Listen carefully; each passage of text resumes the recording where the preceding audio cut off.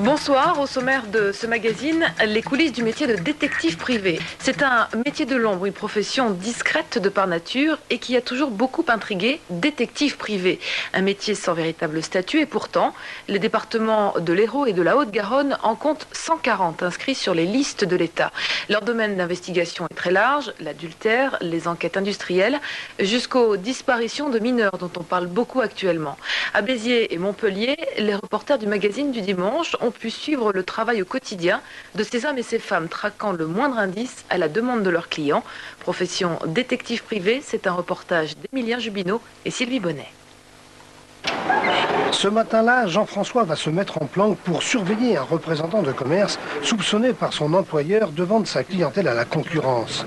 Pour comprendre la baisse de chiffre d'affaires de cet employé, le patron a fait appel à 2 détectives. Un premier, privé, a déjà commencé la filature. Donc on attend l'appel téléphonique de mon collaborateur qui va me signaler si le commercial prend la direction du centre-ville. Alors à ce moment-là, on fera demi-tour, on ira direction la zone industrielle où il a normalement rendez-vous avec son client. Ou s'il prend l'autoroute, et à ce moment-là, on attendra qu'il passe au niveau de Béziers pour le prendre en filature. Ah ouais. Allô. Ouais. Ok. À tout de suite. Hein. Okay. Ouais, c'est bon, il est passé.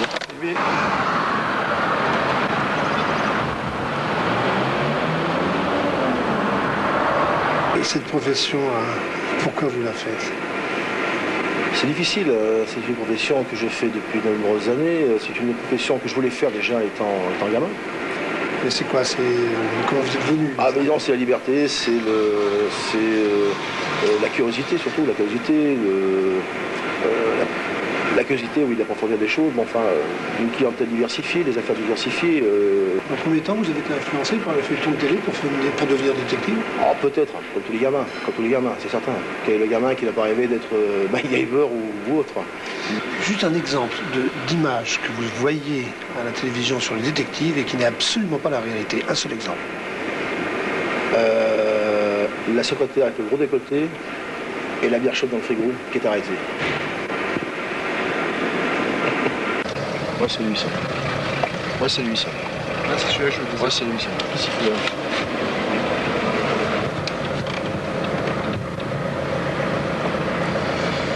Il va se garer là.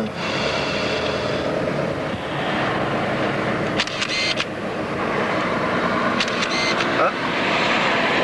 Rendez-vous galant. Il a pris une gonzesse.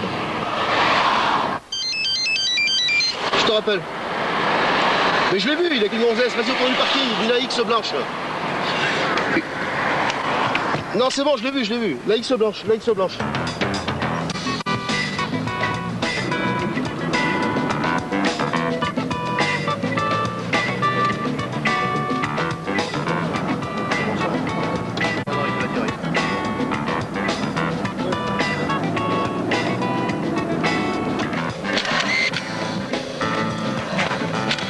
Voilà. Affaire classée. Eh merde, pourquoi il répond? Michel. Bon, il est à l'hôtel. Tu viens ici. Ça fait bar, je crois, dedans aussi, là, bar-resto. Hein. Tu rentres, va boire un coup dedans, là, et tu vérifies s'il n'est pas des fois en train de bouffer ou s'il est monté, quoi. Hein. Et c'est de voir que c'est ce gonzesse, là. Voilà, donc là, on voit mon gars. Il va rentrer pour voir si c'est une relation amoureuse ou si c'est une relation, je pense que c'est amoureuse, parce que il est en train de lui rouler un patin là, vous avez pas fait gaffe, j'ai pris les photos. Ou si c'est des fois une commerciale, on va le savoir ensuite avec la petite enquête là, sur le véhicule, pour savoir des fois si c'est pas une commerciale dans une autre boîte ou un truc comme ça. Quoi. Il s'agit en fait d'une simple affaire amoureuse. Donc il s'est pas rendu chez le client quoi. Il était du monde. Voilà. C'était qui ça? Le patron donc du monsieur qu'on a suivi, qui est très content de nos services. On faut déjà négocier avec le client pour savoir si le client veut bien qu'on continue l'affaire. Et ben, écoutez, là-dessus, on a nos moyens. Les moyens propres, ni Jean-François ni son confrère ne nous en parleront.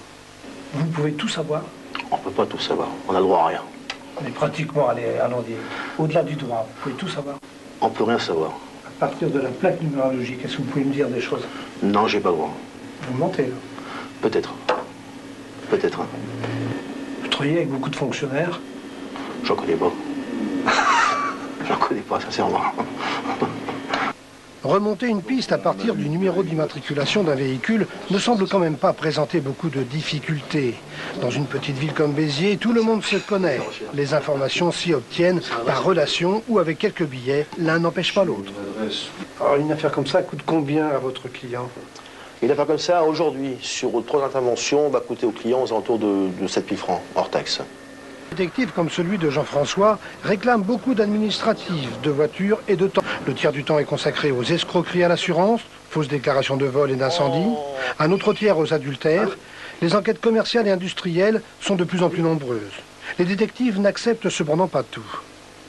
Moi, j'estime que j'ai le droit de regard, enfin de choisir mes affaires, et il y en a que je refuse. Il y en a que je refuse. Parce qu'obligatoirement, par essence, comme votre profession est une profession sans statut officiel, vous êtes toujours sur le fil du rasoir. On est sur le fil du rasoir, il faut le dire. Tant que les textes n'ont pas été clairement établis, on est sur le fil du rasoir. Vous avez pris des photos, qu'allez-vous faire de ces photos? Les photos, je les ai montrées au client sans lui remettre. C'est vrai que ça peut porter à confusion pour la suite.